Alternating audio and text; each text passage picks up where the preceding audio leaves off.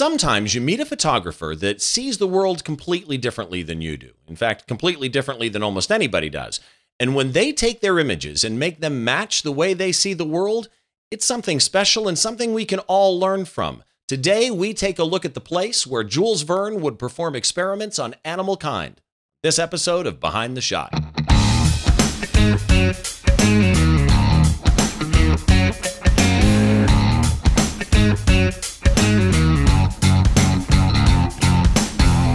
Hi, welcome to another episode of Behind the Shot, the podcast where I try and get inside the mind of great photographers by taking a closer look behind one of their shots to try and better understand the choices that they make from conception to completion and any weird issues or stories that happen in between. I'm your host, Steve Brazel, and today's guest is one I'm really excited to have on. My guest today, to say that he is probably one of the most influential photographers on the planet is probably an understatement. It's New Zealand-based photographer Trey Ratcliff. Trey, how are you, man? Great. Thank you very much for saying that. By the way, I would not consider myself a great photographer. I would say I'm a very passionate photographer, and I really care about it, and I'm kind of probably a bit insane about it. But every now and then a picture works out, you know? Well, and I would actually say, and part of the reason I think you are a great photographer, and I mean that sincerely, is because you have the ability in your photography. For example, I had not actually known much about Burning Man until I saw your photos. And you in those photos, the way you capture Burning Man, and since then I've seen tons of Burning Man photos, but the way you capture Burning Man makes you feel like you are either there or have been there. And I don't actually know how to describe the inviting, realistic feeling you get. I don't even know how to describe it. Well, thank you again for saying that. I've been going to Burning Man the last 7 years, and I'll just kind of take this conversation in a weird direction right away. And because I want to really provide helpful advice to other creatives, right? Because I think we're all in this together. And the greatest creative gift you can give to yourself is not to take yourself seriously at all. And in so doing that, you kind of begin to have this idea that it's not really you taking the photos. You're just kind of opening your heart to the universe, and you're being there when something magical is happening. And if you look back in antiquity times, you know, great poets or singers or lyricists or writers, especially in the Greek tradition, they didn't actually feel like they created the work. They really felt like there was a muse, and they were channeling that muse. And so I think at Burning Man, it is a place that's helped me to be very meditative and experimental. And I really just go with the flow of the universe. And when I really open myself up to that, just magical stuff happens around me. And every now and then I've got my camera with me, and I try to capture it. So it's been a great place for me to help realize this fundamental truth of being a creative. These 3 things you should do, 1, be alert, 2, be astonished, and 3 is to share your astonishment with the world. And so these are sort of the fundamental philosophical tenets behind what I do. Be astonished. What a wonderful... That's the first time I've ever heard anybody use that with photography, and it's actually really meaningful to me. So when you're at Burning Man and you're in the moment, as it were, do you find that experience of a Burning Man type environment and meditative state that you get there, does that influence all of your work? Oh, I think so. I think my Burning Man experience every year is very important because it kind of fills me with enough creative juice to get me through the rest of the year. Because it reminds you of what life is like when you surround yourself with 60,000 artists and creatives and musicians, and just sort of being in that milieu in this. If you're a sensitive person, I'm very empathetic, and I'm into consciousness and all this kind of stuff. But it really does bleed into you. It reminds you of how life can be. And then you get back out into what they call the default world with all the muggles. Yeah, the real world. And you're like, oh, okay, it's hard. Sometimes it's really hard to be a pure creative in a world that doesn't really, go with your flow.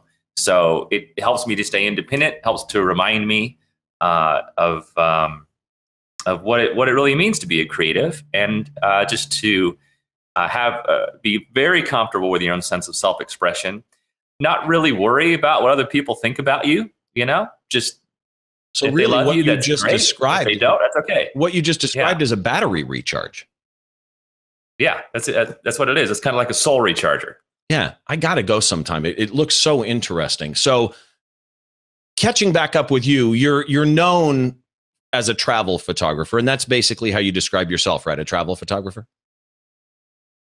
That's right. I'm not really super into categorizations, but I guess if someone were to categorize me, it would be that. Okay, and you're known obviously for your HDR. In fact, you had, at least from what I read, the first ever HDR image that was in the Smithsonian, 4th on Lake Austin. Is that right?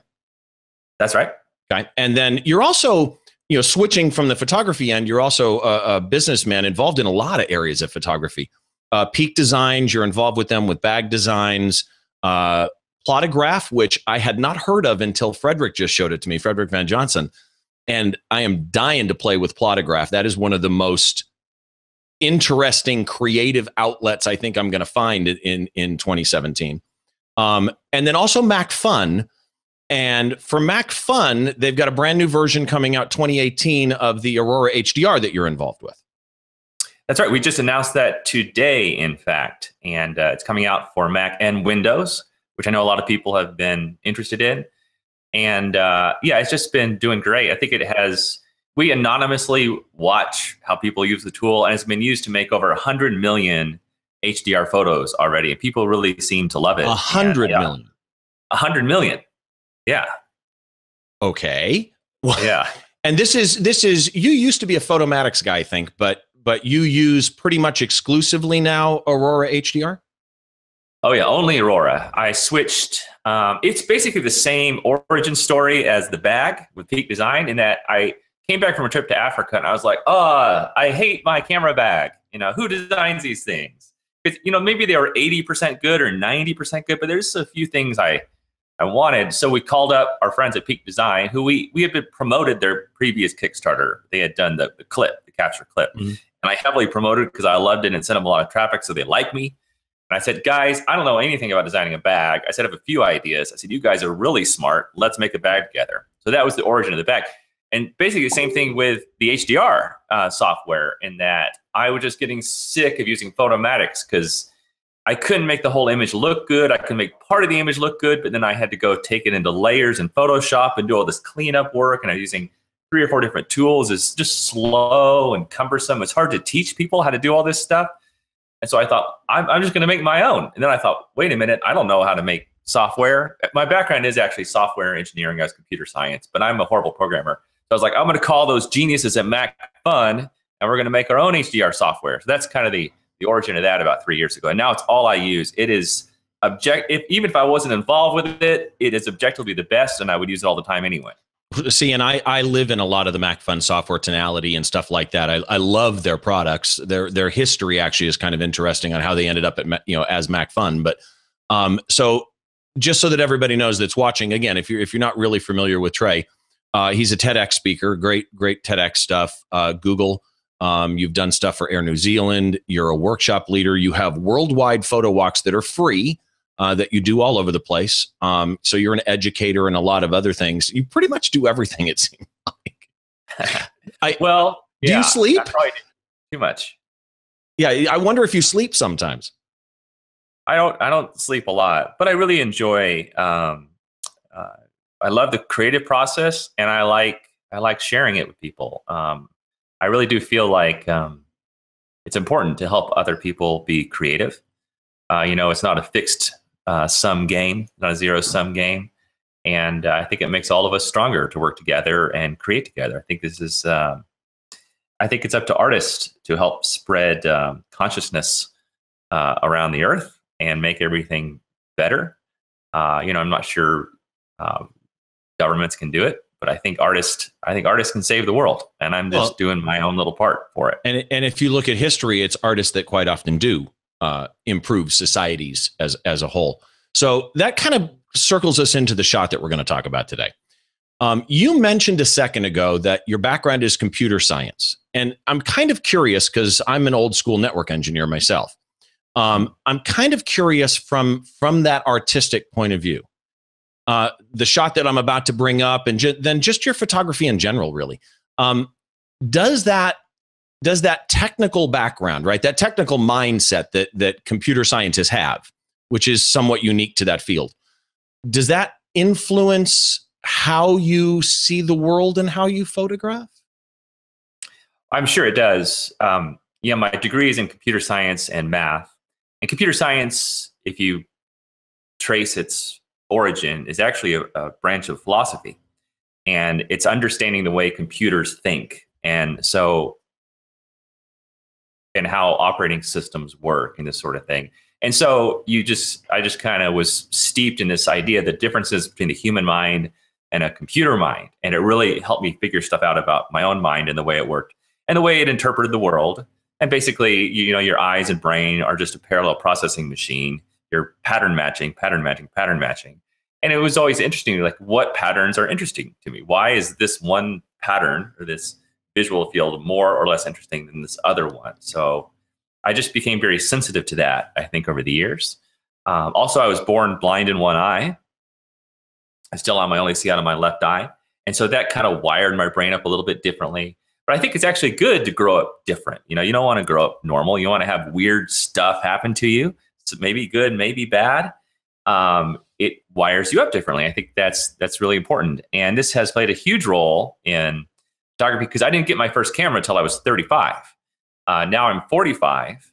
And when I jumped into it, I took a photo of a sunset and I hated it. It was a horrible photo. I thought, how can the sunset be so pretty and the photo be so bad? It just made me angry. And so I immediately put on my comp sci hat and thought, well, this digital photo, is just a ball of data. Maybe I can push and pull it in different directions. So I didn't know, now it's okay to do this. Even 10 years ago, editing photos was not that good. And especially sharing the way you would edit the photos. So I did everything the wrong way back then. I didn't have any grand plan for any of this, but it just seems to be the natural way to create, to try stuff, create and share with other people. And it's interesting you bring up your eyesight, because part of the way that you came up in the conversation I was having with Rick Salmon the first time was I used you as a reference, and I said, Trey Ratcliff is one of those people who just has an eye for photography like nobody else. And he mentioned, your eyesight. And, I don't know why some people have that vision of the world that other people don't. I don't know if it's trainable, but I do believe in some people it's inherent. And as is referenced by the shot I'm pulling up right now, you are definitely one of those people that see the world in a way different from some others out there. So looking at this shot, the shot, you call it where Jules Verne would perform experiments on animalkind. Right there, you had me. Tell me a little bit about this shot. I know it's in France. Yeah, this is in Paris, and hardly anyone knows about this place. It's beautiful, I think. I was just awestruck when I went in there. And it's a museum about evolution, if you believe in that kind of thing. And I loved it. I was just so taken with it. I found it mysterious. It was weird. It was confusing. And I think this is one of the counterintuitive things about photography and art, is that you actually kind of want to confuse people and obscure information. When people look at a photo, they want to figure out, what the heck is going on in this photo? I noticed this even just looking at my own Instagram feed. I know I follow a lot of photographers on Facebook. I just scroll through. But the ones I stop on are the ones that I'm like, what's going on in this photo? I see a mistake or something not quite right. So I try to engineer mystery into a lot of my photos. In the same way I was confused the first time I went here and saw this view. I was like, whoa, this is information overload. What's going on? There's animals, there's tech, there's lights, there's color, patterns, there's everything going on. How do I capture it? It was a tremendous challenge. I'm sitting here looking at this thing right now. I'm curious as to whether part of this was your process or if it's the actual building, and I'm hoping to find out someday soon. But the colors, the light, I see what you mean, by the way, about mystery, because when you look at this picture close up, actually, there's areas of people that are totally in focus and areas of people in motion and blur, and there's an energy that kind of comes out of this photo. Was the lighting like this, or is that a post?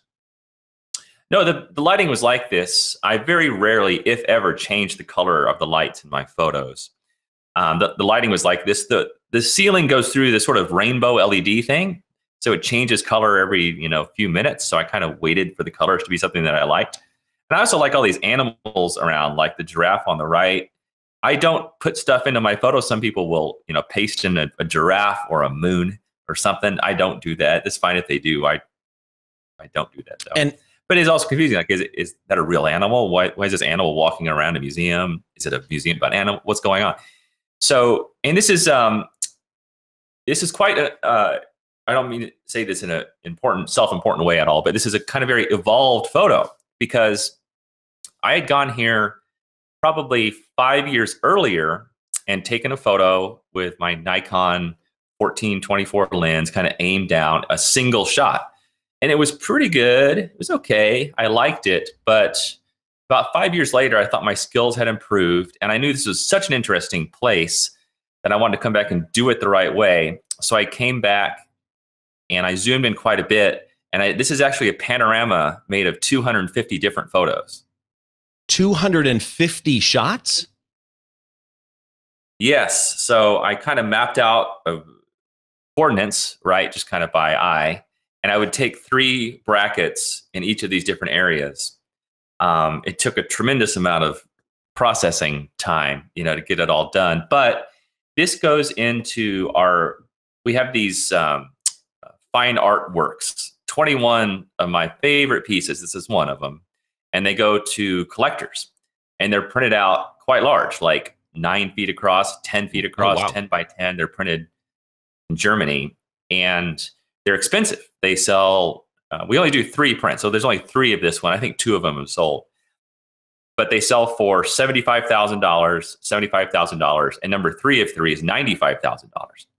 So if these collectors are going to be paying so much money and putting it on a huge wall in their home or gallery or whatever, I want to make sure that it looks amazing when you walk right up to it. So that's why I kind of pick my battles. I don't work this hard on all my photos, just some of them. But this one was a pleasure.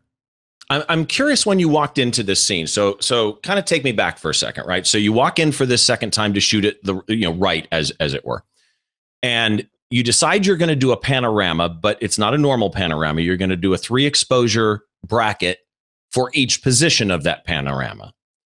Now, obviously, the end result crop is somewhere, I'm guessing, around an 8 by 10. This room, I'm guessing, could have been cropped 17 ways from Sunday. It could have been wide. It could, and each crop would have been a completely different energy that you would have gotten out of this shot. So as you're standing there, was this on a tripod or handheld? This was on a tripod, which, by the way, I do recommend people go here. This is an illegal shot. I was supposed to take it. You can apply ahead of time to get permission. I didn't. I don't always think that far ahead. So I was a bit panicked because I was trying to get this done, before security get you out. Yeah. So when you're taking this, what is going through? I mean, are you composing in your head this vision? Do you pre-visualize this, or do you figure I'm gonna capture what's in front of me and massage it later? I mean, how does that work in your mind? Yeah, I knew this. I did have a final vision for this. But what I wanted to do is make sure that I captured a lot more than this, right? I wish I had the pre-crop version of it, but if you know how panoramas work, they're just a mess. There's stuff sticking out on the edge. Sometimes you miss a little bit of a quadrant. And I knew this time I also wanted those vertical lines to be vertical. The first time that I shot downward, I aimed down with that wide angle lens. it kind of made a V with all those vertical lines, which is okay. That doesn't really bother me. But I thought, well, if I do it right, I want those to be vertical. And then I wanted the bottom of it not to be straight, but I wanted to open up like a boat, because I remember I had this Noah's Ark feel to it. So I wanted it to look like a curvy boat opening up at the bottom along with vertical lines.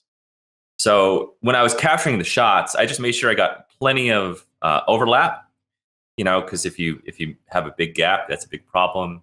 And I shot much more than this, just knowing that later I would go in and recrop it and all that jazz. It's almost like a director shooting, you know, tons of extra footage so that when they get to the editing room, they know they've got the tools that they're going to need. Right. Yeah. And I don't use any, I know a lot of people use tools or like hardware to get a good panorama. I just kind of guess, and I'm no genius at all, but I do a huge overlap. I do like 50% overlap of each of my shots. So I probably, when I say I took 250 shots, probably that was way overkill. I probably could have done it with like 100 if I had used this hardware tools, but I don't mind the extra time. It was still fun to work on. So here's a question that just popped into my head. So, okay, for sake of numbers, you've got 250 pictures, but again, it's a pano. So you have multiple positionings with 3 exposures per position. When you go to stitch this together, and I'm going to make up numbers here. So do you take all the -2s, stitch those into a panorama, all the 0s, stitch those into a panorama, all the +2s, stitch them, and then HDR those 3 panos? Or do you take an HDR each position first and then stitch? Yeah, that's a good question. Those are the 2 ways to do it. I prefer the first way, and I use this program called Auto Pano Giga, which has probably the worst user interface ever created by mankind. I think it's made by these German, just masochists. And even though I use it a lot, every time I go back into it, I got to reteach myself how to use it. I'm like, what does that button do? And so anyway, it's smart. It's really smart once you figure it out.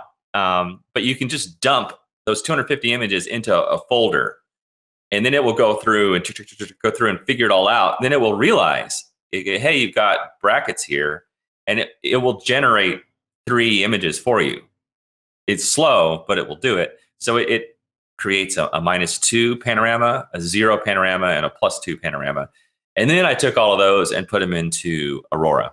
So one other thing that I'm pretty sure I read it from you or heard it from you somewhere, and that was this concept of once you make a panorama, right? Once you, or not a panorama, I'm sorry, an HDR. Once you take the multiple shots and you make your HDR, to then take that final HDR and remix it with one of the original raw images. Does that sound right? Yes, that was a lot of the, again, this sounds like a self-important word. But I don't know a better word. That was a lot of the craftsmanship of it, in that sometimes parts of it were just blurry or unusable, the final HDR image, because the panoramas didn't exactly match up, you know, so there's a little bit blurry here, or maybe like the giraffe looked like it had like 4 ears or something. So then what I would have to do is I'd have to go find that little subsegment, right? And then just HDR that subsegment, those 3 photos where the giraffe's head is, okay? And then I would have to bring that in as a layer in Photoshop and then kind of put them together and then mask in the better giraffe's head. But I had to do that to about like 100 spots all over there, because the first HDR just wasn't that smooth. It's the nature of merging multiple exposures, and based on the blurry people in some areas, I'm guessing this is pretty long exposure. Do you remember? Or?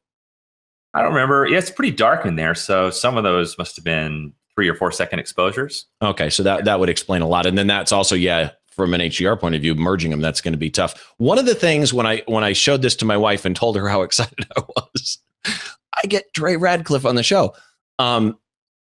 And she looked at this and she said, how on earth do you get colors like that in a photo? And as I'm browsing through your portfolio at SmugMug. And it just goes on. I'm not kidding when I say I lost probably an hour and a half scrolling through your portfolio at SmugMug because it keeps going, right? That's a long one. And as I'm scrolling through there is clearly a Trey Ratcliff vision, right? A Trey Ratcliff eye of composition and color that kind of runs through your photography. Is there something you do that people can learn from to get the pop of color that you get? But even though it's a pop of color, it's realistic. It's not like it's oversaturated. It's this liveliness. I don't even know how to ask the question. That's what the worst part. Yeah, I think I know what you mean. And it's not really a deliberate style. I guess I can say two things. One, the more HDR you do, the more sensitive you become to light and saturation. And then you also become, and I learned this from painting. I don't paint much, but I learned this from studying painting and Impressionist, is that,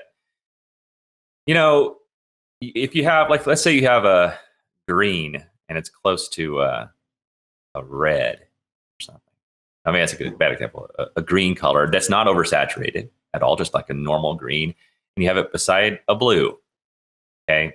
Well, so, your pupil just looks at the green, okay, right away. So you're like, okay, I see the green. And then your pupil might jump over to the blue, right? You actually don't even have, when you look at a photo, you don't really have control over where your eyes go. Your brain takes over and your eye will move around. You can't see, like, later after you look at the photo for a while, then you can start to direct where your eye goes. But the first time you look at a scene or anything, you have no control. Your eye just goes crazy. It spazzes out. But what happens is after you go from the green to the blue is, even before you go to the blue, you have the after image of the green inverted on your retina. You know this if you look at a bright color and you look at a white wall, you kind of see the opposite of that color, right?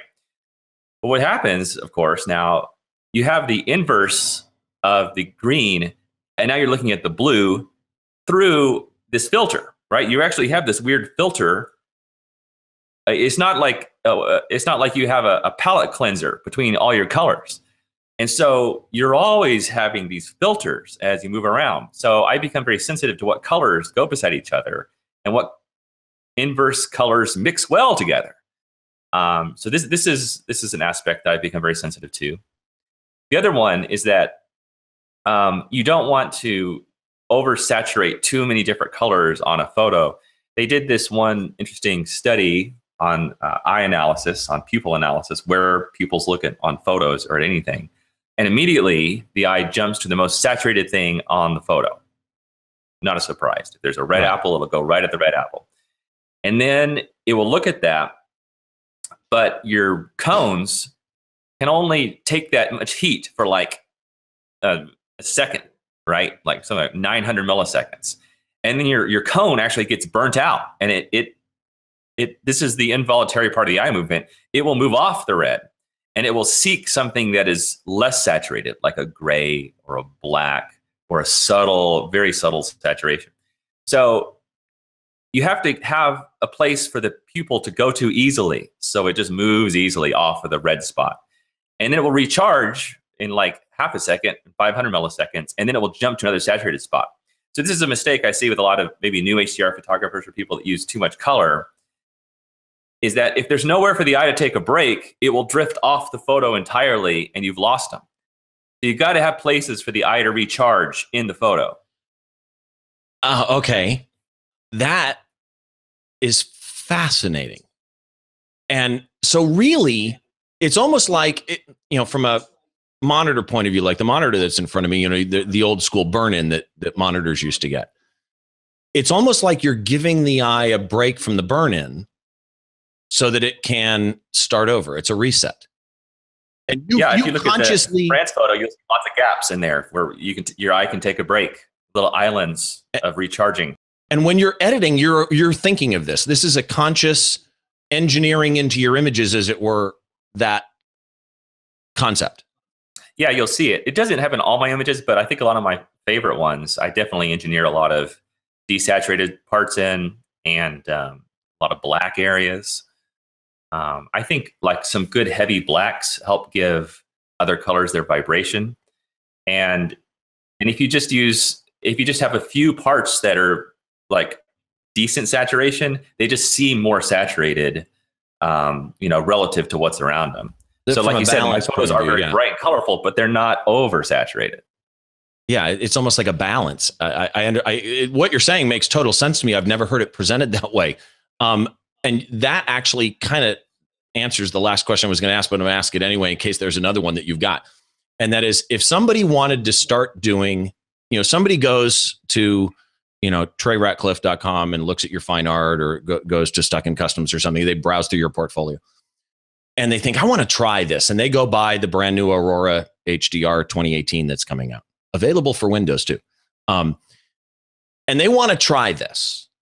What is the one singular starting tip that you would give a new HDR experimental photographer to try and at least get them on the right foot, to start with? Yeah. Because a lot of people, as you know, HDR is one of those things. I don't understand it personally. It's, it's just another tool in the box, right? It's another tool in the workbench. A lot of people don't like HDR. People love HDR. Done right, HDR is the most amazing thing. It's like all tools, right? When they're used properly and with control by a pro. But when people first start in it, they tend to overcook it sometimes. So what's your starting, do this? Yeah.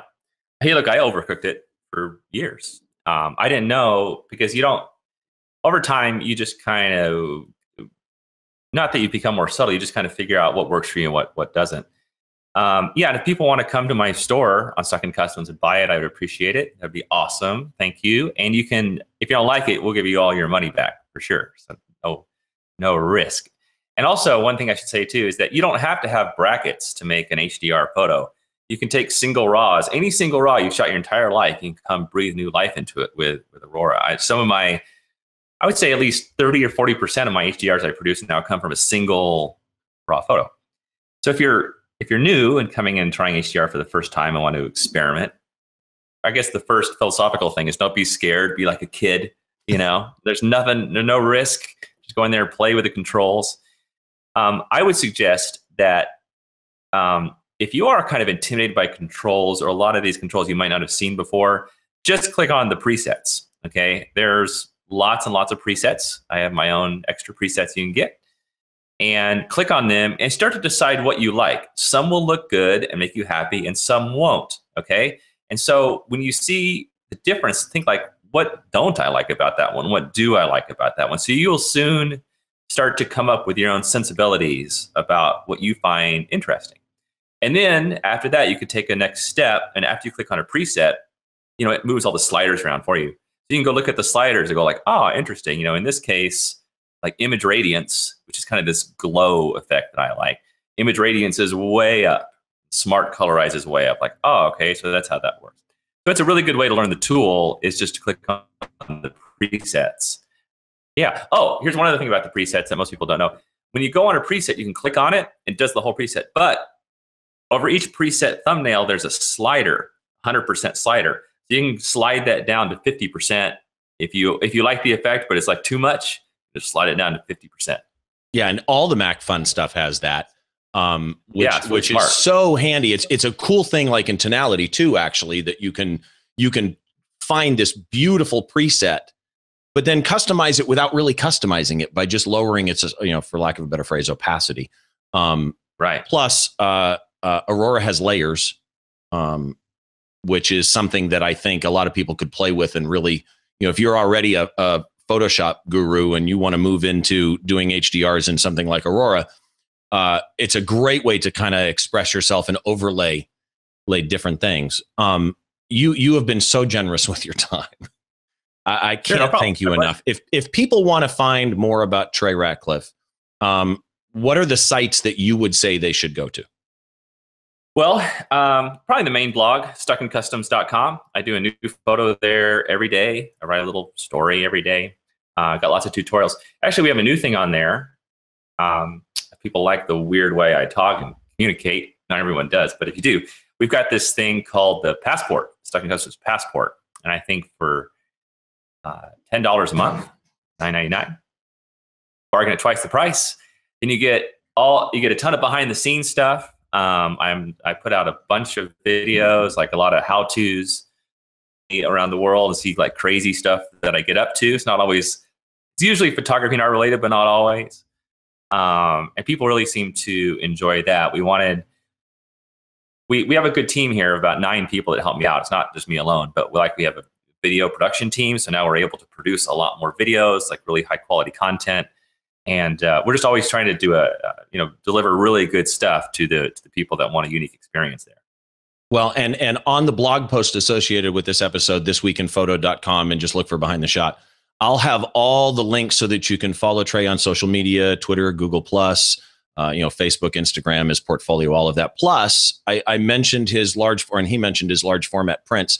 I will have a link to those, his workshops, his photo walks. I've got so many links up there, including his store, that you'll be able to enjoy yourself for quite a while. And one thing I have to say is, because I've done this, go read the About page, because that in and of itself is one of those things that seems to have just built over time, and it's just got all kinds of really kind of cool information about you. I love the fact that you have your favorite movies up there. I love the fact that you have, the type of music that you like up there. Some really, and quotes from people that like your work, and just trust me, go to stuckincustoms.com and read the About page. Worth the entertainment factor alone. Trey, thank you so much for being here. Yes, sir. My pleasure. Thanks for all the good questions. Well, I don't know about that, but the good guess, definitely. Again, to everybody, this is Behind the Shot, where we try and get inside the mind of great photographers by taking a closer look behind one of their shots. Thanks again to my guest, Trey Ratcliff. Always awesome to have him on. Hopefully I'll get him on again, because he's got a body of work we could examine forever. Hopefully you picked up something new. If you like it, head on over to iTunes, drop a review, and of course you can always subscribe in iTunes or the Google Play Store as well. That's it for this episode. We'll talk to you next time.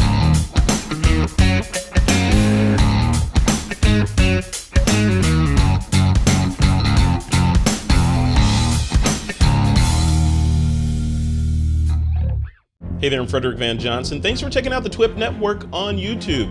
If you'd like to keep up to date with the shows we're putting out, be sure to click subscribe. And while you're at it, give us a thumbs up. You can also subscribe on thisweekinphoto.com, where you'll find lots of other great photography shows. Thanks for watching the TWiP Network on YouTube.